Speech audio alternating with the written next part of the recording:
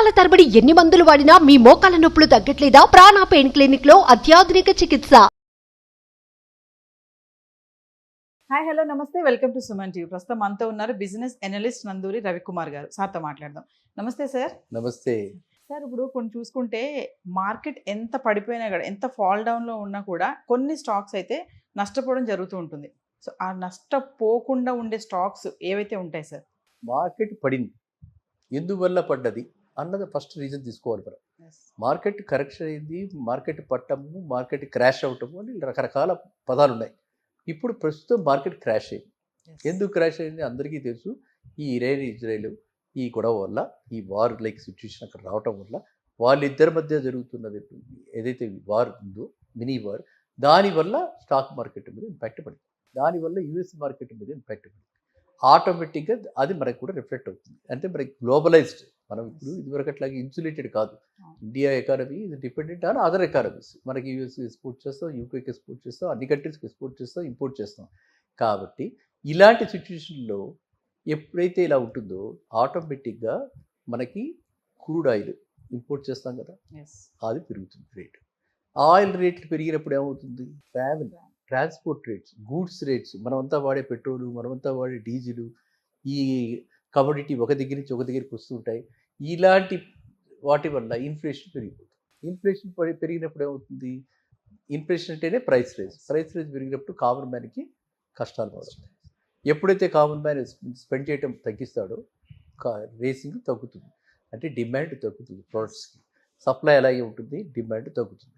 అందువల్ల ఈ ఫ్యాక్టర్స్ వల్ల మార్కెట్లో ఏంటంటే షిఫ్ట్ అవుతుంటారు అన్నమాట. ఫోకస్ షిఫ్ట్ అయిపోతుంది. కొన్ని ఇప్పుడు ప్రస్తుతం ఉన్న పరిస్థితుల్లో డిఫెన్స్ సెక్టర్కి ఏమి కాల, డిఫెన్స్ స్టాక్స్ ఏమి పడాల, అవి పడవు. ఎందుకంటే అందరికీ తెలుసు ఏదైనా వస్తే రేపొద్దున మనం కూడా డిఫెండ్ చేసుకోవాలంటే డిఫెన్స్ సెక్టర్ మీద ఇంకా స్పెండ్ చేస్తుంది గవర్నమెంట్. షిఫ్ట్ అయిపోతుంది, డెవలప్మెంట్ నుంచి డిఫెన్స్కి వస్తుంది. అవునా? ఆ విధంగా డిఫెన్స్ సెక్టర్ పడిపోలే. ఇంకా అదేవిధంగా మనం చూస్తే ఇప్పుడు పడిపోయింది అని మనం భయపడుతూ ఉంటాము. కానీ కొన్ని స్టాక్స్ ఈ పడ్డప్పుడే అవి అదృష్టంగా భావించి కొనుక్కోవాల్సి ఉంటాయి. అట్లాంటి వాటిని మనం ఎవర్ గ్రీన్ స్టాక్స్ చెప్పుకున్నాం కదా. ఇప్పుడు మనం అదే విధంగా అదృష్టంగా భావించి కొనుక్కోవాల్సిన స్టాక్స్ ఒకవైపు ఉన్నాయి, అవి కాస్త రియాక్ట్ అయ్యాయి. లైక్ ఇన్ఫోసిస్ ప్రజెంట్ బాగాలేదు, ఆశాజనకంగా లేదు భవిష్యత్తు, కానీ 1400 లోపలికి వచ్చింది. మళ్ళీ ఇమ్మీడియట్గా అదే రోజు పెరిగిపోయింది అనమాట. నిన్ననే 1390 ఎక్కడికి వచ్చి మళ్ళీ 1420 దాకా పడిపోయింది. అంటే ఏంటి? దానికి మంచి సపోర్ట్ ఉంది. దానికి చాలా చక్కటి ఎఫ్ఐఐస్, డొమెస్టిక్ ఇన్వెస్టర్స్, వీళ్ళు అందరూ కూడా అందులో ఇన్వెస్ట్ చేస్తారు. అది ఒక ఎవర్ గ్రీన్ స్టాక్. మనం చెప్పుకున్న వాటిలో కూడా అది ఎవర్ గ్రీన్ స్టాక్.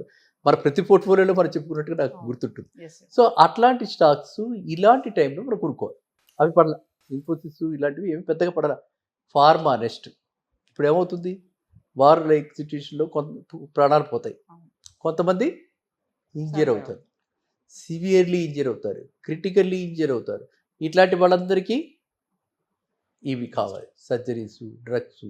కాబట్టి ఆటోమేటిక్గా మన దానిలో బల్క్ డ్రగ్స్ వాటిలో India is a very good exporter and manufacturer. And మనకి హైదరాబాద్ వాళ్ళకి మనకి ఏంటంటే ఇంకా ఒక క్రౌడ్, మనకి చాలా చాలా చాలా bulk drug units, pharmaceutical units హైదరాబాద్లో ఉన్నాయి. We're one of the top most ఇండియాలో మన మ్యానుఫ్యాక్చర్స్ ఆఫ్ దీస్, అంటే లైఫ్ సేవింగ్ డ్రగ్స్. కాబట్టి అవి కూడా పడలే. ఇన్ఫ్యాక్ట్ అవి పెరిగాయి. చూసుకుంటే కొన్ని ఎస్ఎంఎస్ ఫార్మా ఇలాంటి లోకల్ కంపెనీస్ అన్ని కూడా చూస్తే డాక్టర్ రెడ్డి ల్యాబ్స్, దివీస్, ఇవన్నీ ఇప్పుడు బై స్టాక్స్ లాగా అయిపోయినాయి అనమాట. అంతకుముందు నాట్ రికమెండెడ్ ఫర్ బై, హోల్డ్గానే ఉండేది. ఇప్పుడు బైలోకి వచ్చేసేవి. ఎందుకని? ఇది ఒకవేళ కనుక వారు పెరిగితే వీటికి డిపెండ్ మళ్ళీ షిఫ్ట్. ఎప్పటికప్పుడు సిచ్యువేషన్ మనం అబ్జర్వ్ చేయాలి. వార్ ఈజ్ అయిపోయింది, ఇది అమ్మేయాలి. మళ్ళీ మామూలు మన ఎకానమిక్ స్టాక్స్, బ్యాంక్స్ ఇవన్నీ మనం చూసుకోవాలన్నమాట. ఇప్పుడు బ్యాంకులు కొంచెం తగ్గిన బ్యాంక్స్ అలాగే ఉండనిచ్చి చూడాలి, కొన్నాళ్ళు చూసి ఎంత పడిపోయింది అని చూసి అప్పుడు మళ్ళీ యావరేజ్ చూసుకోవాలి. అంతేగాని మనం ప్యానిక్ కాకూడదు. ఫస్ట్ థింగ్ ఏంటంటే ప్యానిక్ కాకూడదు. ఇలాంటి సిచ్యువేషన్లో ఇదే ప్యానిక్ సిచ్యువేషన్ ఫర్ ఎవరికి? వాళ్ళకి, పాపం బోర్డర్లో ఉండే ఆర్మీ వాళ్ళకి, అంతే కదా. వాళ్ళంతా ప్రాణాలన్నీ రిస్క్లో పెట్టుకుని అక్కడ ఉండి మనందరినీ కాపాడుతుంటే మన ఇద్దరు నవ్వుకుంటూ మాట్లాడుకుంటున్నాం, లేకపోతే మాట్లాడుకోలేం కదా. సో వాళ్ళకి ఇప్పుడు రియల్ ప్యానిక్ సిచ్యువేషన్. మన ఎకనామిక్ దీనిలో యాంగిల్లో చూస్తే ఇది మన ప్యానిక్ సిచ్యువేషన్కి ఇంకా రాలా. అండ్ అలా ప్యానిక్ కాకూడదు, అది ఒక ఆస్పెక్ట్. రెండోది, మనం అంతకుముందర ఎప్పుడైనా సరే ఇలాంటి సిచ్యువేషన్స్ వచ్చినప్పుడు మనం చూస్తే అన్ని సిచ్యువేషన్స్లో కూడా ఇవి చాలా తొందరగా, బికాస్ మన ఇండియా బాగా ప్రోగ్రెస్ అవుతుంది కాబట్టి, ఇండియన్ కంపెనీస్ బాగా చేస్తున్నాయి కాబట్టి, పర్ఫార్మెన్స్ బాగుంది కాబట్టి, జీడిపి గ్రోత్ బాగుంది కాబట్టి మనం క్విక్గా రికవర్ అవుతాం as compare to other nations. కాబట్టి మనం దీని గురించి పెద్ద టెన్షన్ పెట్టుకోకూడదు. మన అవసరాలకి ఏదైతే అవసరాలు ఉన్నాయో, అత్యవసరాలు ఉన్నాయో ఆ మనీ సపరేట్గా పెట్టుకుని మనం చాలాసార్లు చెప్పుకున్నాం. ఎసెన్షియల్ మనకు కావాల్సిన ఇల్లు రన్ అవడానికి కావాల్సిన 1,50,000 2,00,000 అది పక్కన పెట్టుకుని మిగతావే కదా మనం సేవింగ్స్ చేసేది. ఆ సేవింగ్స్ కాబట్టి దాని మీద మనం ఇప్పుడు ఆధారపడలేము. వెంటనే పిడపిడి చేయాల్సిన అవసరం లేదు. ఇంకా ఇదే టైం ఉంది. ఎందుకు ఇప్పుడు ఇచ్చి చింత? అందువల్ల ఈ మనము ఏవైతే ఉన్నాయో ఆ బ్లూ చిప్ స్టాక్స్ ఏవైతే ఉన్నాయో మనం అనుకున్న గ్రోత్ స్టాక్స్ ఇవన్నీ అలాగే ఉంచుకుని ఏవి ఇప్పుడు మనం షిఫ్ట్ చేసి పోర్ట్ఫోలియో షఫుల్ చేయాలి. అర్థమైందా? Portfolio shuffle. కొత్త డబ్బులు లేకపోతే అక్కడి నుంచి ఒక 100 షేర్లు డాక్టర్ రెడ్డి ల్యాబ్స్ ఉన్నాయి, ఓ 50 అమ్మేసి మనం భారత్ ఎలక్ట్రానిక్స్లోకి వెళ్ళాలి. ఈ విధంగా హెచ్ఏఎల్లోకి వెళ్ళాలి. మనకున్న డిఫెన్స్ స్టాక్స్ ఇవి, పబ్లిసిటీ అండర్టేకింగ్స్, అండ్ వాటిలో పెద్దగా మ్యానిపులేషన్ ఉంటుంది. ఈ మార్కెట్ ఏమిటి, స్టాక్ మార్కెట్ ప్రస్తుతం ఈ టైంలో మ్యానిపులేటర్స్ ఎక్కువగా ఉంటారు. డిఫరెంట్ టైప్స్ ఆఫ్ మ్యానిపులేషన్ జరిగి they make most out of this hour weakness. What is our weakness? Tensions. What is our weakness? Panic. What is our weakness? ఏదో తెలియని ఊహించని ఏదో చీకటి చూసి భయపడుతూ ఉంటాం అనమాట. అందువల్ల మనం ఏంటంటే ఇప్పుడు పోర్ట్ఫోలియో షఫ్లింగ్ చేయాలి. అటు నుంచి ఇటుకు మార్చుకోవాలి.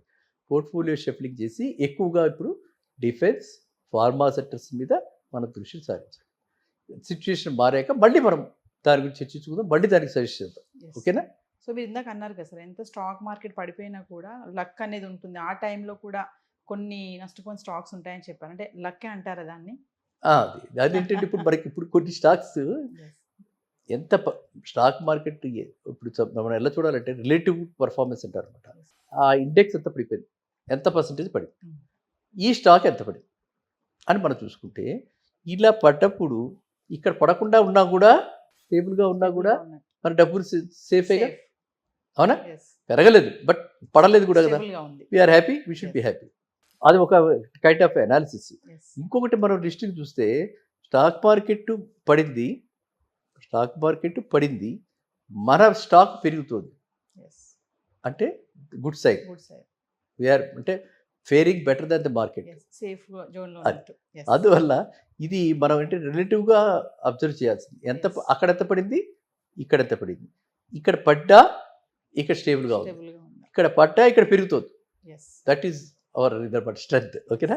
అందువల్ల ఏంటంటే మనము అన్ని స్టాక్స్ ఇప్పుడు లాస్ట్ టైం మనం ప్రీవియస్గా బ్యాంక్స్ గురించి చెప్పుకున్నాం. ఇప్పుడు బ్యాంక్స్ వాటిలో ఇప్పుడు పెట్టకూడదు. మారింది, పరిస్థితి మారింది. నేనేం చెప్తున్నా అంటే పరిస్థితి ఇప్పుడు మారింది కాబట్టి మారిన పరిస్థితుల దృష్ట్యా షార్ట్ టర్మ్లో మనకి గెయిన్ కావాలంటే ఇప్పుడు మనం వెళ్ళాల్సింది ఏమేంటి? Defence and farmers. క్లియర్ కదా? Thank you. సుమన్ టీవీలో మీ పర్సనల్ అండ్ బిజినెస్ ప్రమోషన్స్ కోసం కింది నెంబర్కి కాంటాక్ట్ చేయండి.